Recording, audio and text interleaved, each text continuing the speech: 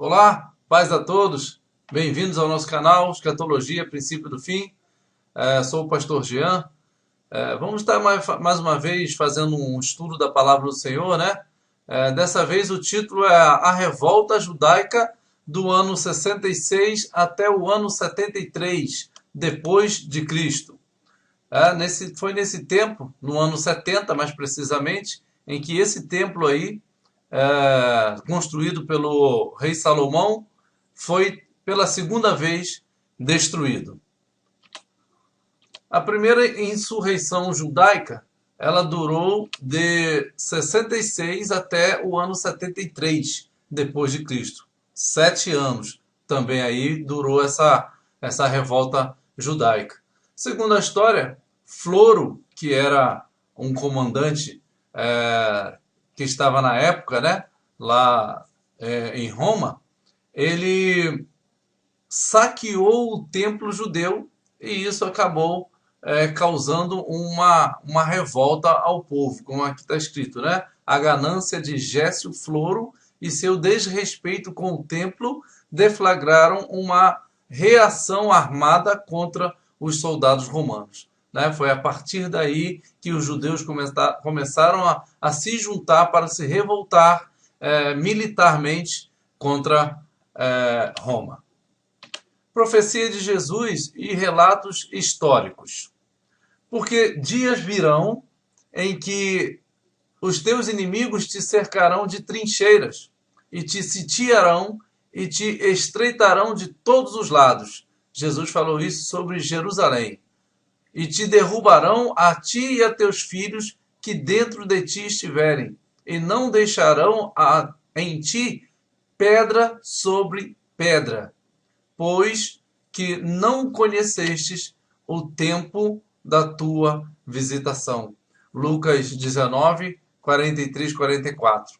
Aí o Flávio Josefo, que é um historiador judeu da época do primeiro século, né? Ali já na época de Jesus, um pouquinho depois, né, do tempo em que Jesus já estava na terra, o Flávio Josefo escreveu: ora, o número daqueles que foram levados cativos durante toda esta guerra foi verificado ser 97.000.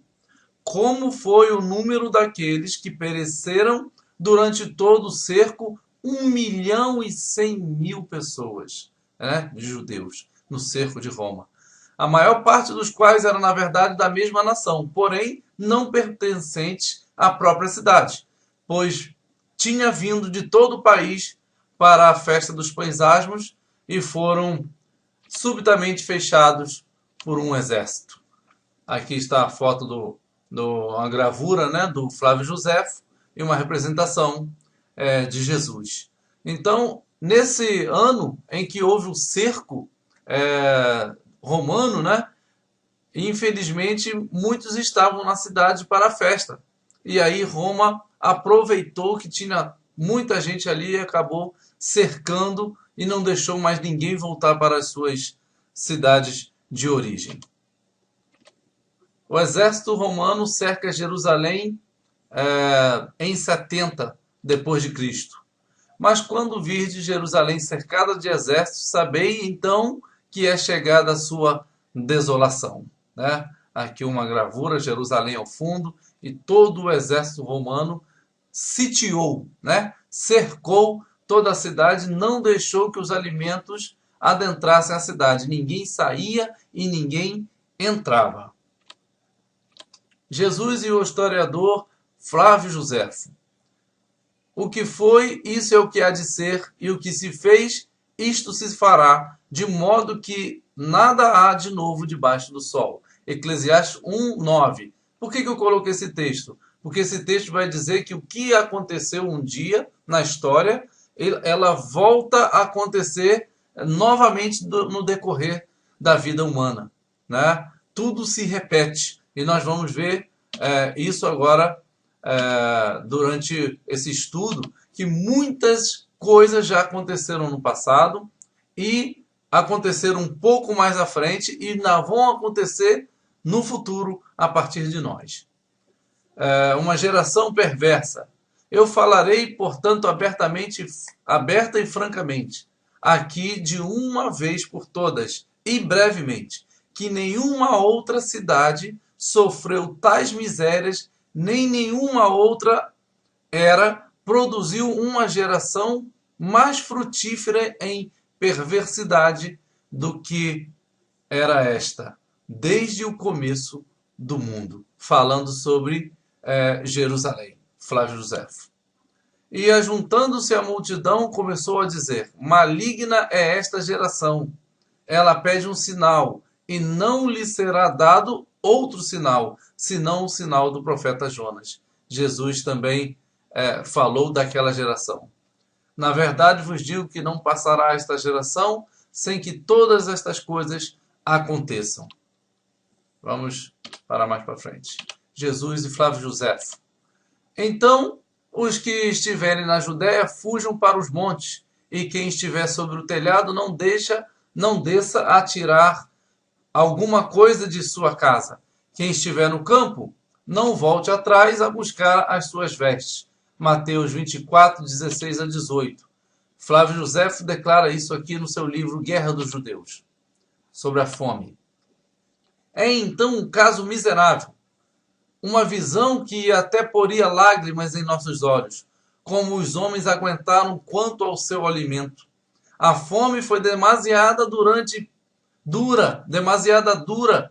para todas as outras paixões, a tal ponto que os filhos arrancavam os seus próprios bocados que seus pais estavam comendo de suas bocas. Olha o estado que chegou a fome em Jerusalém. E o que mais dava pena, assim também faziam as mães quanto a seus filhinhos.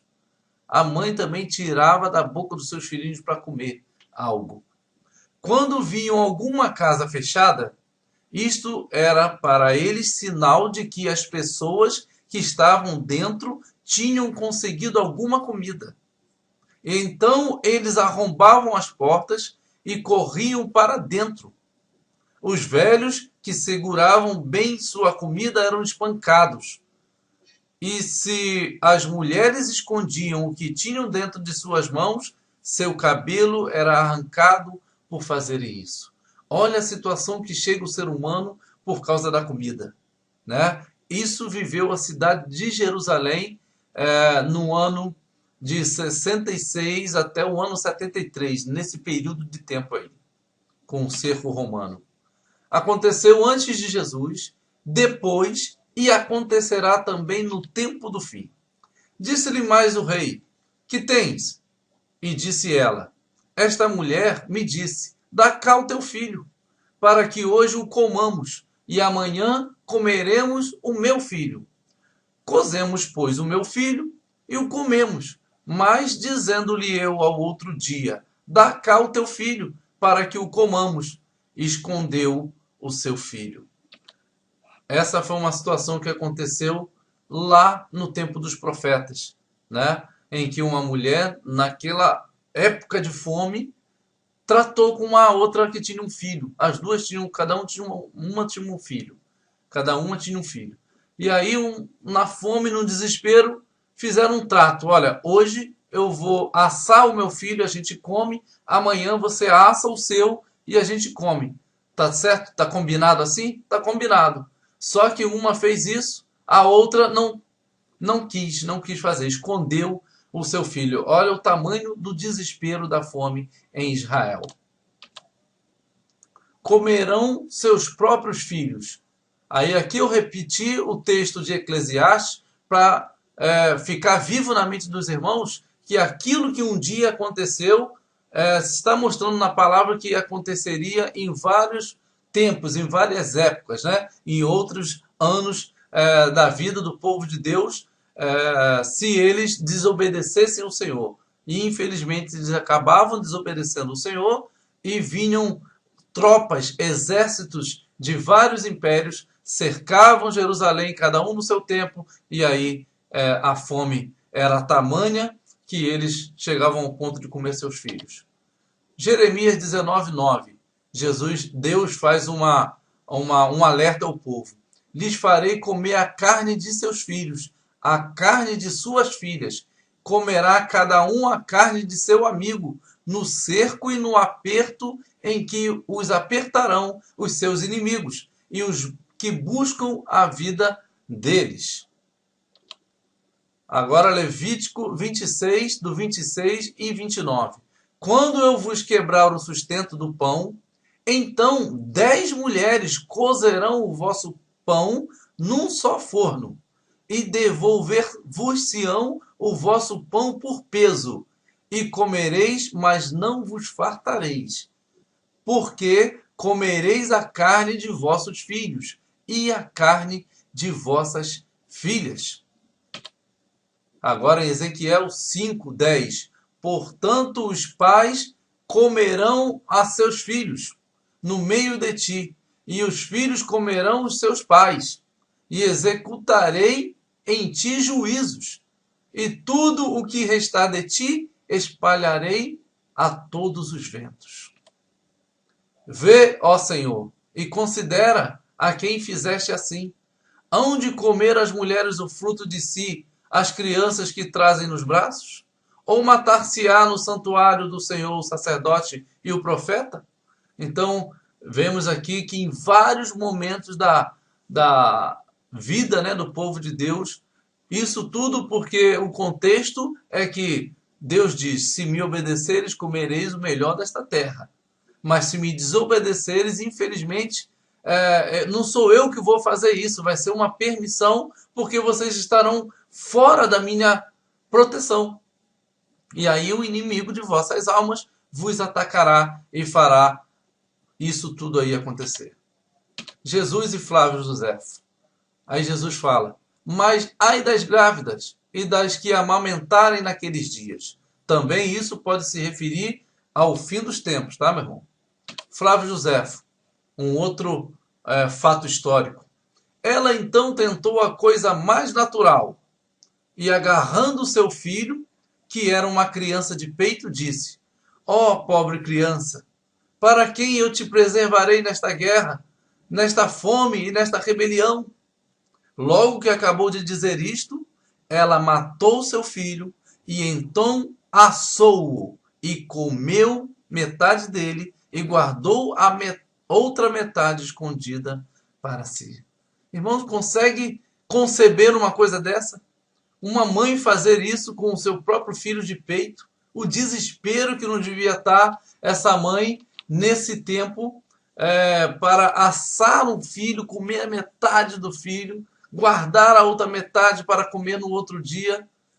Meu Deus, eu não consigo conceber uma situação dessa, né? Mas isso, tal como Eclesiastes diz, o que foi, será novamente. Aconteceu isso nesse tempo e ainda vai acontecer isso em tempo futuro, né? Quando a besta estará agindo no meio dessa terra. Os judeus cavaram sua própria cova. Flávio Josefo, mais um relato. O cerco romano durou muito tempo sem que o exército pudesse adentrar os muros do templo. Usavam catapultas para atirar pedras nas muralhas que protegiam o templo. Mais um certo tempo, os judeus decidiram cavar um túnel por baixo dos muros do templo para queimar as catapultas dos romanos. Obtiveram sucesso por um tempo, porém, ao cavar o túnel por baixo dos muros, ofenderam as bases dos muros que caíram, abrindo assim passagem para o exército entrar e os destruir. Vejam que ironia, né, irmãos? Quando as coisas têm que se cumprir, tal como Jesus falou, vocês vão ser cercados, vai ser destruído o templo, não ficará pedra sobre pedra, e acabou que eles mesmos foram as ferramentas para isso. O exército romano não conseguiu adentrar as muralhas, mas eles jogavam pedras, né, com a sua catapulta romana, e aí eles decidiram cavar por baixo da muralha para ir lá de noite, escondido, queimar as catapultas. Porém, esse cavar que fizeram fendeu os alicerces do muro e acabou eles mesmos dando passagem para o inimigo vir e destruí-los. Destruição de Jerusalém no ano 70. Deve ter sido algo terrível, né, irmãos? Algo que, infelizmente, provocado pela própria dureza do coração daquele povo. A queda de Jerusalém, né? Queimando o templo, toda a cidade. Terrível. Pedras do templo de Jerusalém até hoje. Quanto a estas coisas que vedes, dias virão em que não se deixará pedra sobre pedra que não seja derrubada. Lucas 21:6. No ano 70, o general Tito, filho do imperador Vespasiano, cercou Jerusalém e destruiu o templo. O templo tinha muito ouro nas paredes, e ao pegar fogo, o ouro foi derretido e arrancaram pedra sobre pedra para pegá-lo. Por isso as coisas aconteceram dessa forma, né? O ouro que estava, o fogo derreteu todo o ouro que estava nas paredes do templo, e aí aquele frenesi dos soldados para pegar esse ouro acabaram derrubando as pedras com catapultas, com os arietes, com tudo, para arrancar o ouro que ali estava, o máximo que eles pudessem, né? Só sobrou o Muro das Lamentações, né? Que até hoje os judeus ficam lá orando, fazendo suas preces a Deus, né? Só sobrou essa muralha aí de toda a esplanada do templo. Judeus fogem para a fortaleza de Massada. Massada é uma fortaleza em que Herodes construiu. Era uma montanha onde ele cortou o bico da montanha, cavou e ali ele fez uma fortaleza. Ou seja, ficava bem no alto, dava para ver quando os seus inimigos chegariam. Então, nessa época, os judeus fugiram para essa fortaleza, né? E os romanos destroem Jerusalém e o templo no ano 70 e atacam Massada, onde 960 judeus preferem cometer suicídio a se renderem ao exército romano, né? Diz a história que os últimos judeus que fizeram como um sorteio e cada um saiu com o nome do outro, cada um mataria aquele outro. E o último também teria que se suicidar, né? Fora em outros momentos, onde eles também tinham que suicidar quando o exército entrou. Esse aqui foi um caso específico de uma sala onde eles estavam e acabou iam ser invadidos e mortos, torturados, então preferiram fazer esse trato. Olha, a gente vai sortear, então cada um mata o outro que sair aqui e o último se suicida. Que situação, né, irmãos? Que situação terrível passou esse povo nessa época. O Arco do Triunfo de Tito, né, está lá em Roma, está lá na cidade, é um grande arco onde está no meio da rua, onde ele gravou aqui, retirando ali o candelabro, retirando ali as peças que estavam no templo de Jerusalém, né? Ele levou isso tudo porque eram peças de ouro, né? Peças valiosas. Ele tirou do templo no dia em que o templo foi destruído. Passará o céu e a terra, mas as minhas palavras não hão de passar. Jesus profetizou isso tudo, né? Aconteceu à risca o que ele profetizou, mas as suas palavras não pararam no ano 70. As suas palavras ainda ecoam para o fim de todas as coisas. O anticristo também fará esse cerco em Jerusalém novamente. Ele cercará o povo de Deus, não só os judeus, mas ele também correrá para perseguir a todo aquele que é cristão, todo aquele que segue a Deus, que segue a Jesus, terá tempos difíceis. Mas, no fim de todas as coisas, o Senhor virá e nos livrará da extinção, né? Salvará o seu povo e entraremos e reinaremos com ele para todo sempre. A sua palavra não há de voltar atrás, né? Passará o céu e a terra, mas as minhas palavras não hão de passar. Amém? Que Deus possa ter abençoado os irmãos. mais um estudo da palavra do Senhor. Que Deus possa dar um entendimento maior a cada um dos irmãos. Muito obrigado.